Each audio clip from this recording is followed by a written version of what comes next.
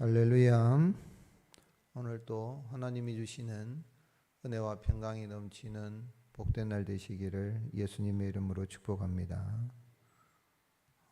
오늘 읽은 말씀 1절에서 5절에 보면 이사야 선지자는 이새의 줄기에 산삭이 나오면 그 위에 여호와의 영이 강림하시고 그 삭은 여호와를 경외함으로 즐거움을 삼고 공의로 심판할 것이라고 예언합니다. 그리고 6절에서 16절 말씀은 그때의 이리가 어린 양과 함께하고 젖먹는 아이가 독사의 구멍에 장난하는 하나님의 거룩한 산 모든 것에는 상함이 없을 것이다, 해함이 없을 것이라 그렇게 예언합니다. 그리고 그날에 주께서 다시 그의 남은 백성을 아수르 애굽 등에서 돌아오게 하실 것이고 에브라임의 질투는 없어지고 에브라임은 유다를 괴롭게 하는 자들도 끊어질 것이다. 그래서 남아있는 백성이 돌아오는데 애굽 땅에서 나오던 날과 같게 하실 것이다. 그렇게 예언합니다. 그래서 오늘 본문에서 우리 하나님 어떤 분이십니까? 여호와 하나님은 여호와의 영의 역사로 택한 자를 구원하여서 하나님의 평화를 누리게 하시는 분인 것을 알 수 있습니다. 2절 말씀에 보면 이새의 줄기에서 한 삭이 나고 그 위에 한 뿌리 한 가지가 나는데 그 위에 여호와의 영 곧 지혜와 총명의 영 모략과 재능의 영 지식과 여호와를 경외하는 영이 강림한다. 그래서 여기 한 삭이라고 하면 나무가 배임을 당하고 나면 그루터기가 있습니다. 끝난 거지요. 그런데 그루터기 옆에 보면 조그마한 삭이 올라오는 것을 우리가 볼 수 있는데 바로 아주 연약합니다. 그 삭은 원 나무가 이렇게 잘린 가운데서 그 삭이 자라서 또 나무를 만들기도 참 모양도 그렇고 참 연약하지요. 무능해 보이지요. 그러나 그 위에 여호와의 영이 능력으로 임하여서 이렇게 놀라운 일들을 하나님의 택한 백성들을 불러 모으고 하나님의 그 나라를 세워갈 것을 이야기했는데,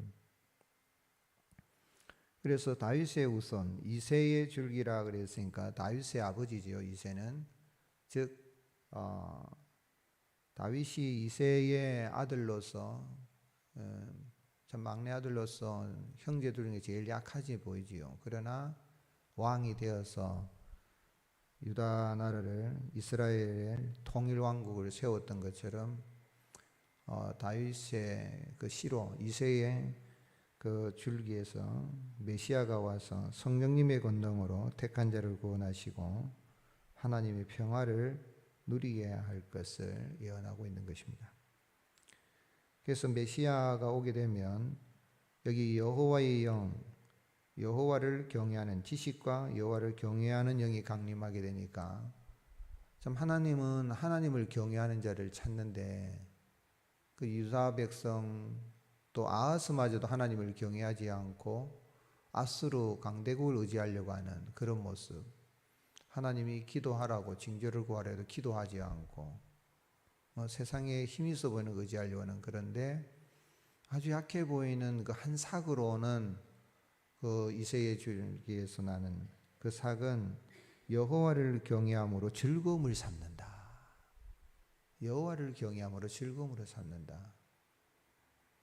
오늘 예수님이 이 땅에 오셔서 바로 메시아로 오셔서 그 모든 걸 성취하게 되는데, 그래서 그의 눈에 보인 대로 심판하지 않고 귀에 들린 대로 판단하지 아니한다. 세상의 군왕들은 눈에 보이는 대로 귀에 들리는 대로, 그러다 보니까 어리석게 나를 통치하기 쉽죠. 우리 인생도 보면 눈에 보이는 대로 들리는 대로 판단하는데 메시아는 그렇지 않다는 거죠.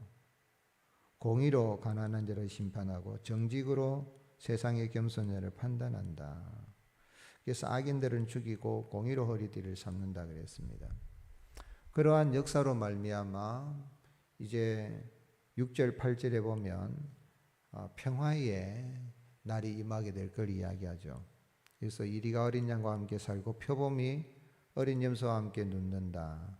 송아지와 어린 사자, 살찐 짐승이 함께 있다. 어린아이에게 끌리고 암소와 곰이 함께 먹고 그것들의 새끼가 함께 엎드리며 사자가 소처럼 풀을 먹을 것이다. 젖먹는 아이가 독사의 구멍에서 장난하며 젖된 어린아이가 독사의 굴에 손을 넣을 것이다. 그래서 평화의 상징이죠. 여기 나오는 이리, 표범, 또 사자, 곰 이러한 것은 이스라엘 주변에 있는 강대국들의 모습이라고 할 수 있습니다.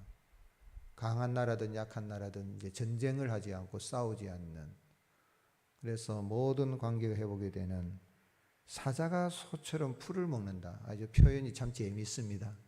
우리가 사람들이 엉뚱한 소리 하면은 사자 풀 뜯어먹는 소리 하고 있네, 그런 이야기를 우스갯소리를 하는데 성경에 나와요. 보면 사자가 소처럼 풀을 먹는다.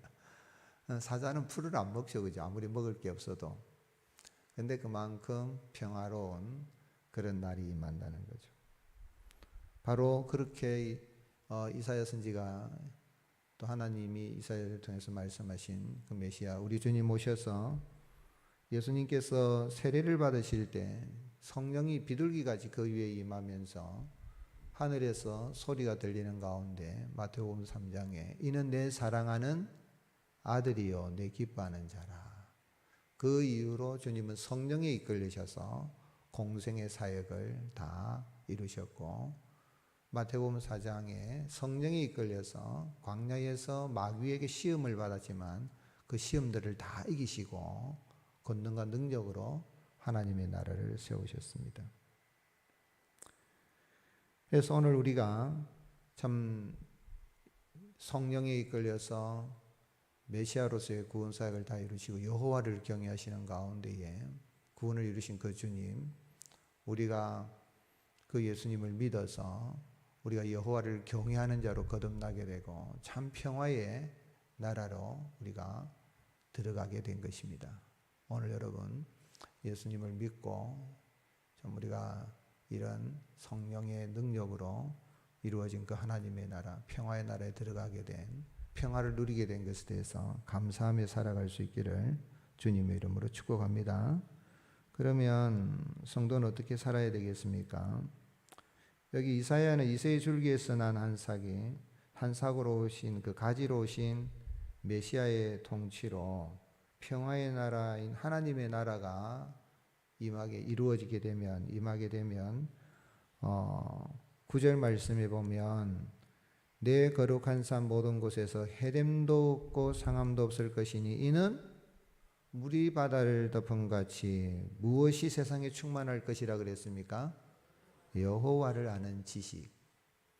세상 사람들은 뭐 세상적인 지식, 그건 나쁜 건 아니죠. 배워야 되죠. 뭐 영어, 수학, 과학, 기술, 뭐 여러 가지 지식을 배워야 됩니다. 그러나 지식 중에 최고의 지식은 하나님을 아는 지식입니다. 여호와를 아는 지식, 신지식이죠. 그래서 우리가 흔히들 이 학문을 하는 데 있어서 모든 학문의 마지막은 신학이다. 신학, 성경을 제대로 알려고 하면 철학, 문학, 사상, 과학 이런 공부를 다 하고 난 마지막 최종점은 신학입니다.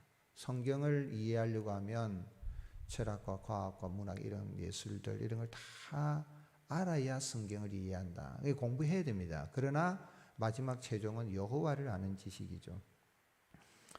우리 예수님이 오셔서 천국 복음을 전파하신데 사람들이 영접하지 않고, 심지어는 고향 사람들마저도 예수님을 영접하지 않고, 그러니 예수님이 올소이다 지혜로운 자들에게는 감추시고 어린 아이에게는 나타내신 것이 하나님의 뜻입니다. 그런 거예요.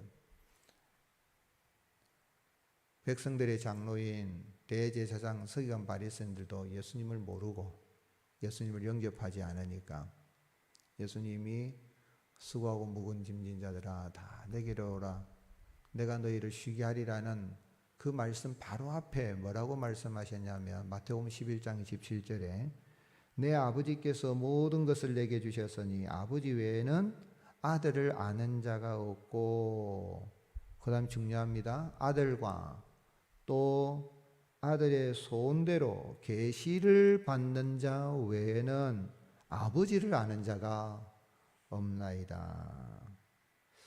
오늘 여러분 우리가 계시를 받아서 계시의 영을 받아서 계시의 영 성령님을 받아서 여호와 하나님을 알게 된 것입니다. 오늘 우리가 성경을 통하여서 계시의 영, 여호와의 영, 성령님의 역사로 말미암아 하나님을 잘 알고 깨달아 알고 예수님을 믿는 믿음으로 그 하나님을 알고 나갈 때에 우리의 삶 속에 이런 충만한 그런 여호와라는 지식이 충만하게 될 때에 우리가 날마다 기쁨과 감사가 넘치고 우리의 가는 곳에 그 지식이 단순한 아는 그런 지식이 아니라 인격적으로 알고 또 역사하는 지식이 되어서 놀라운 역사들을 경험할 수가 있는 것입니다. 나면서부터 맹인된 자가 예수님을 만나서 눈을 뜨고 난 다음에 바리새인들이 와서 너는 하나님께 영광을 돌리라 그러고 막 그러니까 그가 이 바리새인들을 향하여서 맹인이 뭐라고 이야기했습니까? 요한복음 11장 25절에 그가 죄인인지 내가 알지 못하나 한 가지 아는 것은 내가 맹인으로 있다가 지금 보는 겁니다. 이런 지식도 바로 이런 살아있는 지식, 예수님을 만나는 그런 살아있는 지식, 이 한 가지 여러분 많이 알려고 할 필요 없어요. 오늘 이사야 11장의 16절을 다 했지만 제가 구절구절 시간이 없어서 강론할 수는 없고 그냥 하나님은 누구신지 한 가지만 이야기해도 되고 내가 버려야 할 죄가 무엇인지 따라야 할 모범이 무엇인지 붙들어야 될 약속이 무엇인지 제가 한 가지만 이야기하는 거예요. 여러분도 오늘 말씀 묵상하면서 제가 전하는 것 말이라도 한 가지 하나님은 이런 분이구나. 나는 이 약속 붙들고 살아야 되겠구나. 이 죄는 버리고 살아야 되겠구나 하는 깨닫는 은혜가 있을 수 있기를 주님의 이름으로 축복합니다. 오늘 하루도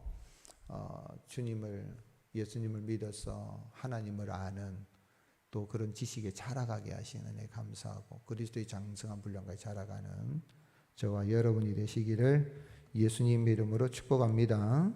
하나님 아버지 감사합니다. 우리를 사랑하여 주셔서 여호와의 영 성령에 이끌리셔서 구원사역을 다 이루신 여호와 하나님을 온전히 경외하신 우리 구주 예수 그리스도의 은혜로 우리가 예수님 믿어서 하나님을 경외하는 자로 거듭나게 하시고 또 이 땅에서 참 평화를 누리며 살아갈 수 있도록 평화의 나라 하나님의 나라 백성으로 살아갈 수 있도록 은혜를 베풀어 주시니 감사합니다. 오늘 하루도 우리가 가는 곳에 참 평화의 역사가 있게 하여 주옵소서. 무엇보다도 하나님의 말씀을 통하여서 기록된 말씀을 통하여서 하나님을 더 깊이 인격적으로 깨달게 하시고 그 알미, 그 지식이 우리의 삶 속에 아름다운 능력으로 역사하는 것을 경험하게 하시고 날마다 그 은혜를 인해서 감사가 넘치는 말씀에 충만한 삶을 살아가는 저들이 되게 하여 주옵소서. 오늘 하루도 우리 성도님 가정에 평강을 더하시고 일터와 사업장에 복을 주시며 우리 교회를 성령님의 권능의 능력으로 붙잡고 역사하여 주시옵소서. 또한 교회 학교에 유치부 또 성경학교, 초등부 성경학교, 중고등부 비전트립 우리 퇴나 청년의 또 수련회를 준비하고 있사오니 이 모든 일들에 큰 은혜를 베풀어 주시고 짧은 기간이지만 성경 말씀을 통하여 예수님을 만나고 예수님이 저들을 영접하여 주시고 하나님의 사람으로 거듭나는 복된 시간들이 되게 하여 주옵소서. 주께서 우리 교회를 붙잡아 주시고 이 지역사회 속에서 우리가 감당해야 할 영혼 구원의 사명을 감당하며 나갈 수 있도록 성령의 기름 부으심이 흘러넘치는 아름다운 교회로 붙들어 주시고 이 지역 주민들을 통하여서 점처들을 구원의 길로 인도하는데 우리 모자이크 교회가 구원의 방주의 사명을 감당할 수 있도록 권능의 능력으로 함께하여 주옵소서. 이 하루도 성령 하나님 우리와 동행하여 주시기만을 원하옵고 우리 구주 예수님 이름으로 기도드립니다. 아멘. 할렐루야. 말씀을 기억하시고 주여 한번 외치고 간절한 마음으로 기도드리겠습니다. 주여 아버지 감사합니다. 우리를 사랑하시는 주님의 그 사랑과 그 은혜를 생각할 때 감사합니다. 아버지 하나님, 우리가 성령으로 구원사를 다 주신 예수 그리스도를 믿어서 이 땅에서 하나님의 자녀로 참 평화의 날 하나님을 상속받게 하시고 평화의 사람으로 살아갈 수 있도록 은혜를 베풀어 주시니 감사합니다. 세상은 요란하고 시끄럽고 좀 시기와 질투와 분열과 다툼이 일어나는 세상이지만 우리가 들어감으로 말미암아 참 평화의 역사